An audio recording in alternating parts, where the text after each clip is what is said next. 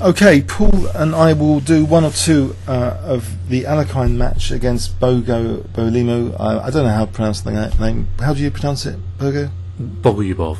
All right, whatever. I call him Efim and the other Alexander. Okay. Okay, if you're happy with that. Yeah. So this was game 13. You were saying as though Bogo wasn't that. Sorry, Efim wasn't that brilliant. He wouldn't have been. I thought he beat Alexander in this match quite a few times, and this is one of the occasions he beat Alexander. Well, obviously he was in the World Elite. He was in the World Elite, yeah. He was in the World Elite, but the thing is, Alekhine beat Capablanca in 1927. Yeah. And really Capablanca deserved a rematch. Absolutely, yes. Morally. And Alekhine avoided Capablanca. I can't remember the precise details. And also in tournaments he avoided Kappa as well, which was unfortunate for the chess world, wasn't it, really? So, I mean, Alekhine was not playing the second best player in the world. And no. he played him twice. Yes, twice. That's really unfair on poor Kappa, in a way. By 1934, Kappa was fading slightly. Yeah. But in 1929, Kappa was definitely stronger than Bogo. Oh, absolutely. Yeah. Probably in 1934 as well. Mm. But by 1934, Botvinnik and these guys were starting to emerge. Yeah. The new generation of the 30s.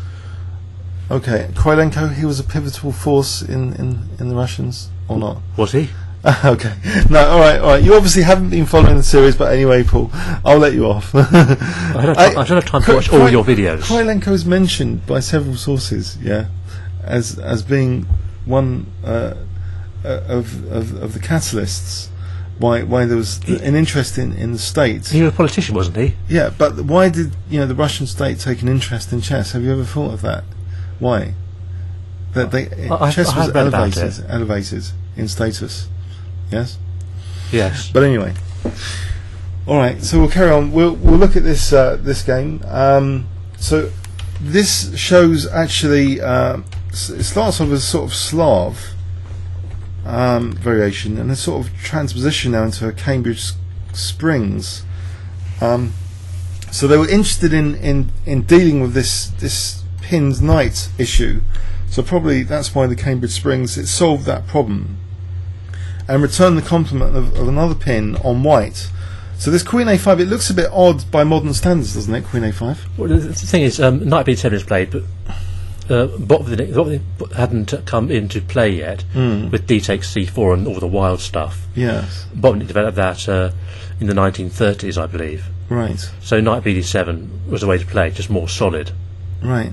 At the time. So this was the trend at the time. It's only Queen A5. It looks a bit strange, doesn't it? You don't see it much at club level at the moment, Cambridge Springs. It's a little bit of a trap, isn't it, to try and get some tactics, sometimes Knight E4, to get some tactics on the G5 bishop as well. White has to be careful with bishop on G5. He can actually lose a piece. Yeah. So White takes on D5 here, and after Knight takes, now Queen D2, so holding up C3 for the moment. I seem to remember this occurring a couple of times in the Kasparov-Smyslov match, the quarterfinals of the World Championship in 1983, I think it was. Really? They played this 2 or 3 times, I remember. Right. I think I'm correct. Right. So Black piles on the pressure on C3, but now castles. White finally develops the Queen's bishop, and now H6 is played. So bishop retreats, and now a liberating break in the centre, even temporarily sacking a pawn with E5. But we've seen in an earlier game already that sometimes this D file can be a problem with the Queen and bishop like that. So there's some logic to this temporary pawn sack. Maybe it's not even a temporary pawn sack because the pawn's going to be grabbed pretty soon anyway, isn't it? It's not a pawn sack because I can see Knight takes E5 takes. Then Black will take on C3. Yeah. And play bishop A3. Bishop A3. Oh, and then take on E5. Off. Then take on E5. Right. Okay, so after castles, now rook E8. So Black's got a nice game here, actually. It's not a bad game, is it, for Black? His bishop's on C8 is still undeveloped, so White has certain initiative, I think. He plays E4, which allows this quite aggressive move, Knight F4, which is like Kasparov's favourite position for a knight. When I don't really like E4. Yeah, E4 did seem to invite Knight F4, which seems to be a nice move. Blocking his bishop doesn't seem right to me. So D5, sorry, not D5, bishop C4, and the Knight G6 is quite neat. So the dark squares are a bit sort of loose in white's position here, and yeah, black's got a lovely position. He hasn't really got any problem pieces, has he? But he hasn't developed his bishop on c8 yet. Okay. And he's strong pointing e5, but he still needs to get organised. Yeah, strong pointing. You don't call that overprotection, Paul? Overprotecting e5, no? It's also overprotecting as well. So a3. So he's losing the dark square bishop as well now. After knight takes h4. But you can also overprotect weak points as well, I guess. So bishop e7. Now after knight f5, bishop f8. So black's just got the advantage of the bishop pair, and he's quite solid on the king side. The bishop's holding up against, and he's sacked at the moment. But that's rather odd, losing a tempo with bishop e7 to bishop f8 there. Yeah, let's rewind that. So he played bishop e7 hitting h4, so inviting knight f5. He was positively inviting knight f5. With the knight on f3, at least, you know, it might be supporting like e5s later if it takes. Maybe he just wanted the knight on f5. Is that possible here? He wanted the knight on f5. I wonder why. So he goes back now with his queen. This is quite nifty with the queen. He's queen d8. Now queen a2, putting pressure on f7, so something has to be done about that. Queen f6. And again, strong pointing is overprotecting e5. So d5, he's blocked in his bishop a bit, Alexander. So knight b6 and suddenly black's hitting c4 and f5. And f5, yes. You see, f5 was a liability, as this shows. So the knight retreats. Now queen g6, so there are threats emerging here like bishop h3. It's not really a threat, because the knight on e3 is defending g2. That's a good point. It's not a threat here. Whoops. Okay, it could potentially be a threat, especially, well, this queen's supporting against knight c4 at the moment, but it's a potential threat.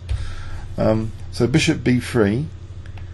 And now a5, so trying to exploit that queen on the a file. b5 keeping it closed, but also a3 is a bit vulnerable because of this bishop and rook potentially coordinating. So a4, black's obviously doing very well now. Yeah. Well, he's targeting white's weak pawns. So bishop humbly retreats, and now c takes, knight takes. Okay, white's temporarily got a nice looking knight on d5, but it can be pinned, and it's immediately pinned, so it's not that significant here. e4's under fire as well. In fact, why didn't if queen e4 there's knight c7, he had to pin that knight. Yeah, he couldn't take on e4. So bishop e6. So now the pawn is protected, and also a4 is under fire. I think it's interesting. I think here Alekhine's playing for a win, and maybe he shouldn't be playing for a win. Maybe he should just be trying to equalise. Yeah. So rook ec8. Rook e1. So he's wanting, one of the 7 deadly sins, Relson, wanting a win when the position doesn't really permit it. Yes. So after taking, so queen d3 is rather dangerous now. Queen d3, isn't it? Black's clearly better now. There's several weak pawns: d5, b5, a3. So this isn't one of Alexander's best games of the match. Black's quite solid here. After rook takes, a terrible blunder now from Alexander, but I wonder if we add a bit, so how much better really black was already here. Black was actually better. Engine move suggestion queen a1 looks a bit passive, offering b5 to take on e5. So that's an engine suggestion, but in the game a disastrous move which gives back a huge advantage. I wonder if you guys can spot it, the tactical blow played now by Efim.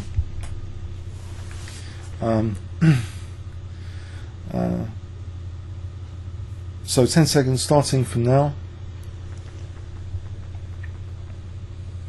Okay, there's a slightly weak back row, that's the clue.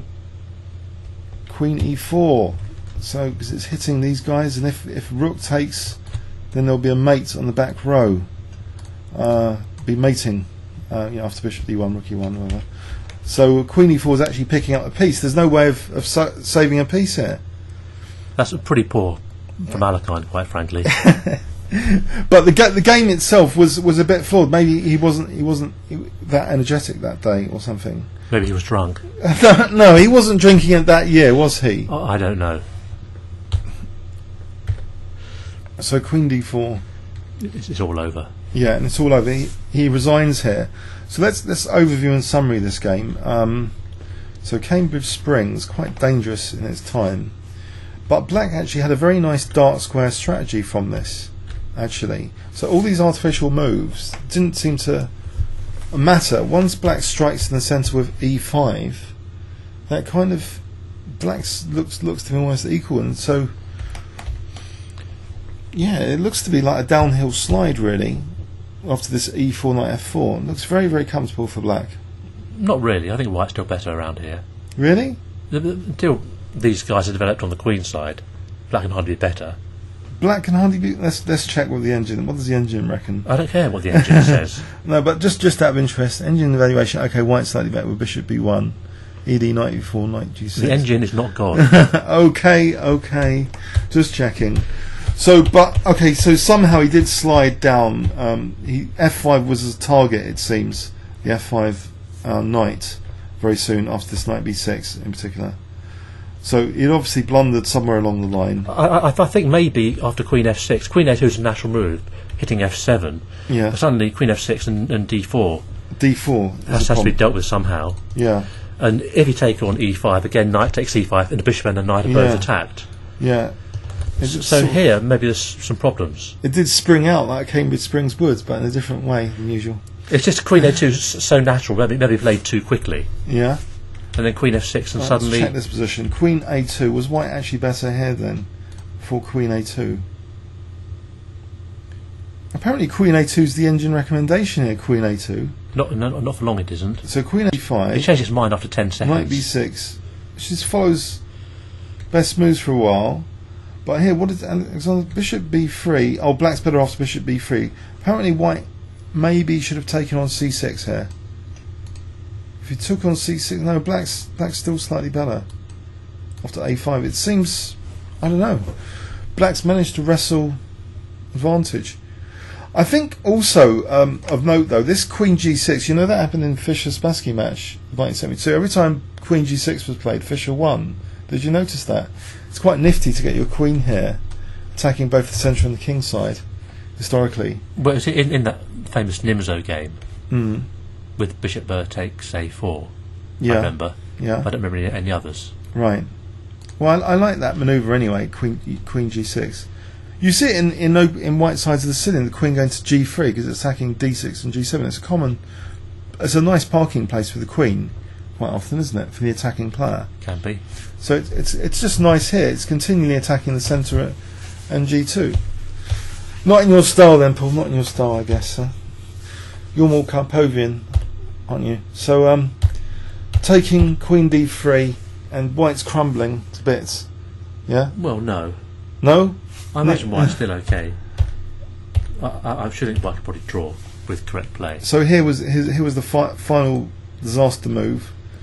But he's worse. So Queen A1 and okay. Say what does G6 do? It threatens Bishop G7, so that's an interesting move. Queen B3 and Black's going to be better anyway. It's difficult for White here. Okay. All right. Right. Let's move on to another game. Hope you guys enjoyed that. Comments or questions on YouTube. Anything else you want to say about this game, Paul? It was no. Not much. Okay, thanks very much.